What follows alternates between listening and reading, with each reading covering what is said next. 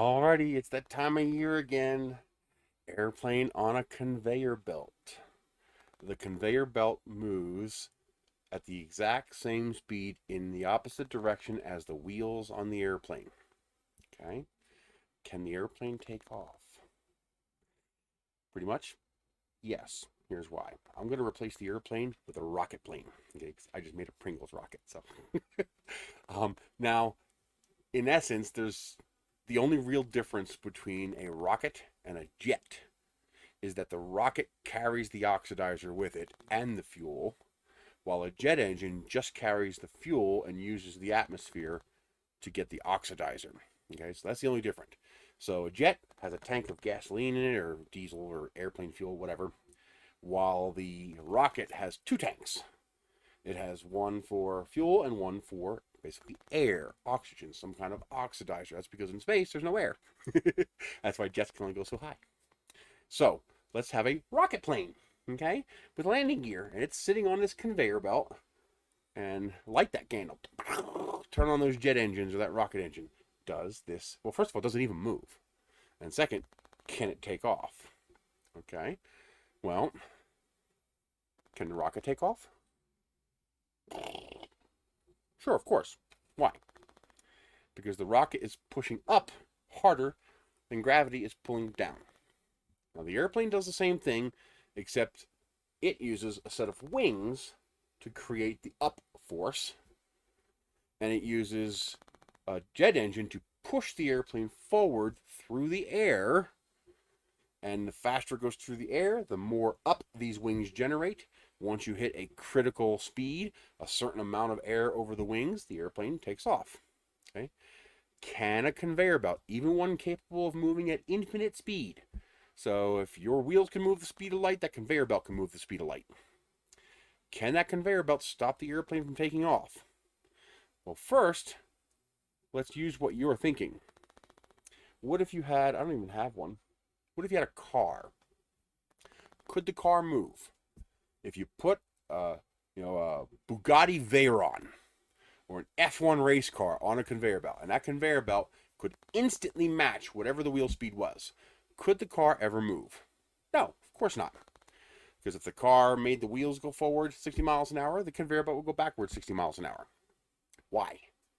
Because the car's propulsion system, whether it be a jet engine, whether it be a steam engine, whether it be an electric engine, whether it be a combustion engine, the car's propulsion system, its energy generating engine, is mechanically connected to the wheels.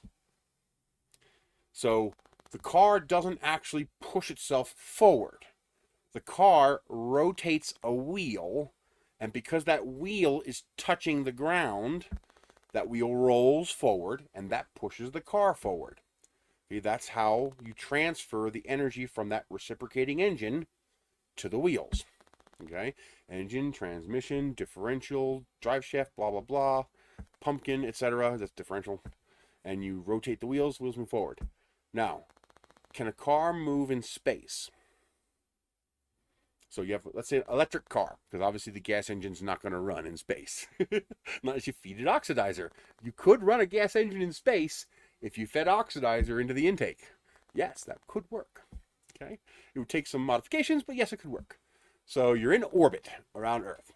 Okay, now obviously you're already moving because you have to be moving to be in orbit. All right, but let's call that rest, even though we're actually moving. You want to change your velocity. You want to go faster, slower, go sideways, go up, down, whatever. You want to change your current state. If you turn on the electric car and gun the throttle and start spinning the wheels, are you going to move? Well, actually, yes, but that's getting more complicated because the engine and wheels are going to act as a gyro, opposite forces, etc. Your wheels are going to spin one way, it's going to make the car spin the other way. If you've ever seen a monster truck, do a jump in the air, and then all of a sudden the truck goes like this, or it goes like this. How does it do that? Well, they do that by either using the brakes or the throttle to gun the wheels and make the wheels spin. And those wheels are heavy enough that they have a gyroscopic effect. So when you spin the wheels faster this way, the car goes this way. And if the wheels are already spinning and you hit the brakes, that energy has to be conserved and the car goes this way. That's how dirt bike users and monster truck drivers are able to control their angle in the air. If they slow down the wheels too much, though, they only go one way, this way. They can't go this way because the wheels have to already be spinning to do that. So you'll see them either brake or accelerate while in the air to control the angle of the car. So we're not counting that. We're talking thrust, go forward. Well, no, because you're transferring your power to the wheels and spinning the wheels. So you could spin in place, but you can't actually go forward or backwards because your wheels have nothing to roll on. Well, the same thing applies with an airplane or a rocket. An airplane does not derive its propulsion from transferring mechanical energy through a gear system to a set of wheels which are touching the ground. If you were to pick that 747 up off the ground, you could walk up to that airplane, put your hand on the wheel, and spin it. And the wheel would spin. Because those wheels are passive. That's why you can put skis on an airplane and land on ice and snow. That's why you can put floats on an airplane and land on the water. You can even put a hovercraft skirt on an airplane and land on water, land, or ice or snow. And they've actually done that. Okay, that actually works. You can even put a dolly under the airplane. You can literally, you know, the furniture dollies? You can make a big heavy-duty furniture dolly, sit the airplane on top of it, and the airplane will go down the runway and take off and leave the dolly sitting on the ground. They've done that as well. Okay, then in the early days, they did all kinds of crazy stuff. The Wright brothers didn't even have any kind of landing gear for takeoff. Their airplane sat on a catapult on a rail, and they catapulted the airplane into the air or accelerated it down a rail. But they didn't have wheels or anything like that in the beginning. And that's because cars are mechanical transfers. The wheels are mechanically linked to the propulsion system and mechanically linked to the ground, which is why you're in deep dada or deep caca when you get on ice, because you're breaking the mechanical link between the wheels and the ground. It's slippery. Okay, so imagine if the road was covered in ice. It wouldn't matter how fast the conveyor was moving. You could put your hand on that car and go and push the car because it was so slippery. Well, that's the way an airplane works. An airplane and a rocket are what we call mass throwers. Okay, there's no mechanical link between the stuff around them, the ground and whatnot, the planet, and the propulsion of the unit. It draws in air through the front, or in the case of a rocket, injects oxidizer and fuel into a combustion chamber, and then it literally, no different than you taking a big giant weight and you throw it. What happens? You get pushed backwards. You have to brace yourself so that when you throw that big weight, you don't go the other way. Okay? In space, that's way more noticeable. Come on, Michelle, stop that. My sister has FU as her notification for one of her ringers. So I had to stop until it was done saying F you, F you. So, um, a rocket or an airplane is a mass thrower. It's literally throwing mass that way, and for every action, there is an equal and opposite reaction. If you throw mass that way, you go that way. Just like if I were to come up to you and we were to put our hands together patty cake style and push on each other, I'd go that way and you'd go that way. That's you're pushing mass, okay? And an airplane does not push on the ground. The ground doesn't even have to be there. If you were to take that airplane and put it in a bubble of air with no gravity and just plop that airplane in the middle of that zero G field, as long as there was enough air to start up those engines, or you turned on your rocket motor, your rocket would move. This is why an airplane can move through air. This is why a rocket can move in space. Because a rocket is not pushing off of another surface. A rocket is taking, or a jet engine, is taking mass, in this case, fuel and oxidizer, and throwing it out the back really, really fast. And that mass makes the object go the other way. And you're thinking, how can you move air and move a 500,000-pound airplane. Well, it moves a lot of air. You got to move a whole lot of air. That's why those engines are so big. That's why you can see videos on YouTube of poorly made runways or airports that are too small, and they throttle up that jet engine, and it tears apart the asphalt and concrete behind it. It flips over cars and sends them careening because air doesn't weigh very much. So you have to counter the low mass with quantity. If you want to move 1,000,000 pounds that way, you got to throw 1,000,000 pounds of air that way. So jet engines are very big and they throw a lot of mass. But that means its propulsion is not derived from a mechanical connection with whatever it's sitting on. If you were to put a car in the middle of a 0G bubble of air and start the engine or turn on the electric motor, you're going nowhere. Because the car needs a mechanical link to a surface so that when it turns those wheels, it can then roll under power. A jet or a rocket does not.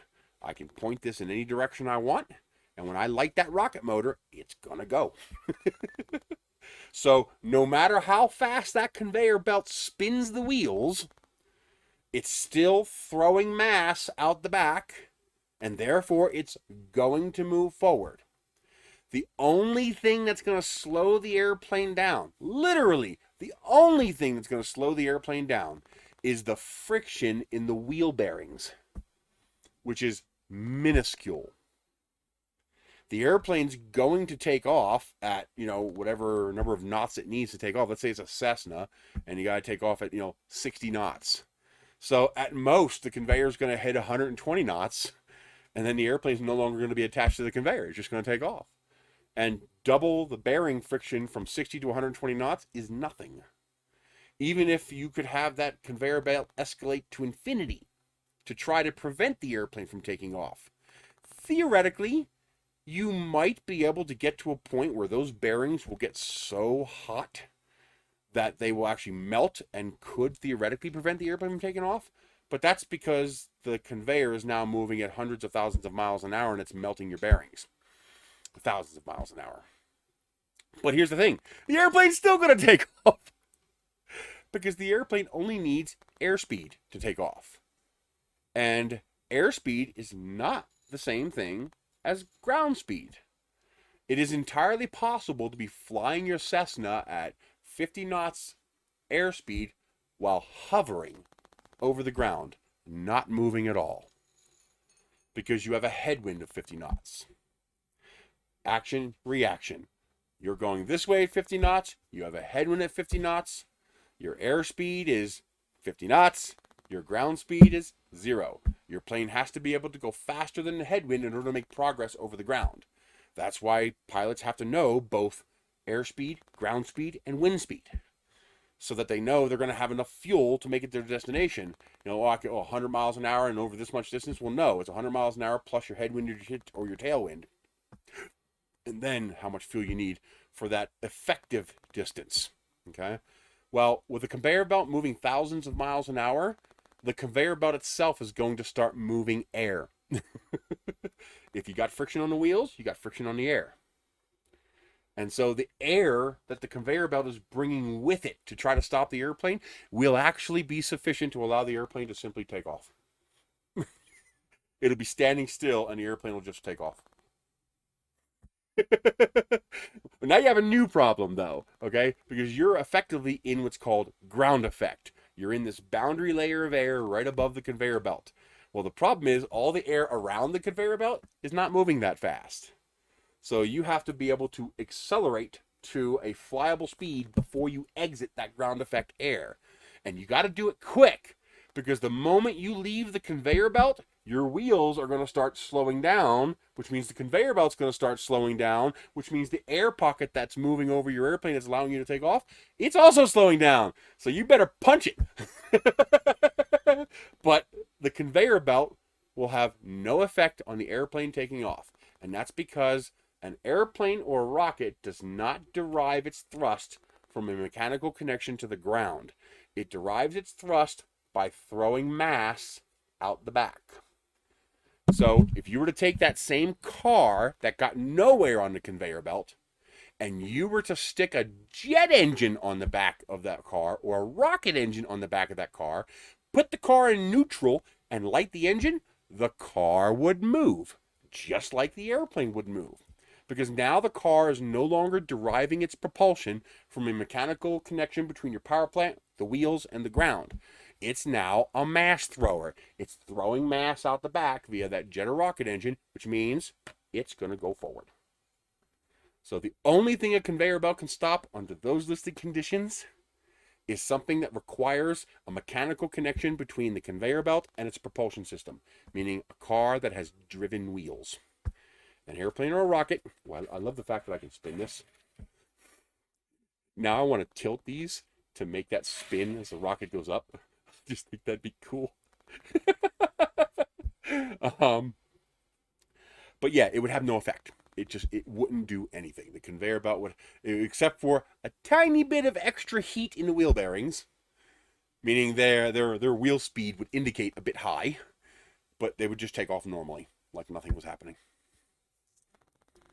And by the way, the very question itself has a fundamental flaw. It doesn't actually change the answer, so it doesn't really matter, but at least the way this particular example is worded, the conveyor can never exceed the speed of the airplane's takeoff speed.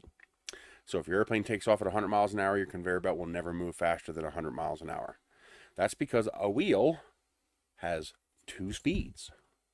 Does anybody out there know the two speeds of a wheel? Well, you have the speed of the wheel moving that way, and then you also have the speed of the wheel rotating around its axis. Well, it doesn't say the rotational speed of the wheel, it says the speed of the wheel. So that means when the wheel begins to move forward, the conveyor belt will move backwards at the exact same speed. So when the wheel reaches 100 miles an hour in forward velocity and the airplane takes off, that's how fast the conveyor will be moving, 100 miles an hour. The amount of extra friction that's going to produce is basically zip. In fact, I can make the conveyor move at 0 miles an hour under those conditions. I just put skis on the airplane. Now the airplane will slide down the conveyor at 100 miles an hour. It's going to take off, and since since the skis are not rotating, if you're going to use rotational velocity, then the conveyor will move at 0. Either which way, the plane's taking off. There is nothing that conveyor can do to stop the airplane from taking off, because there's no mechanical link between the propulsion system and the conveyor. Airplanes and rockets are mass throwers. The wheels are just a convenient way of interfacing with the ground. That's it.